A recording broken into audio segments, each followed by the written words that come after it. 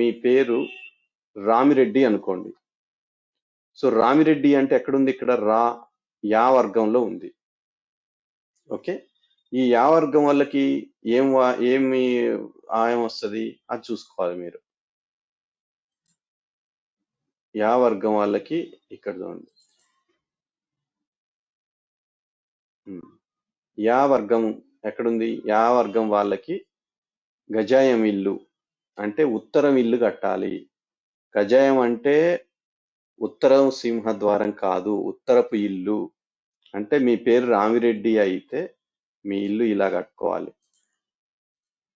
So మీ పేరు రా అయితే మీరు యా వర్గానికి చెందుతారు. యా వర్గం అయితే గజాయము.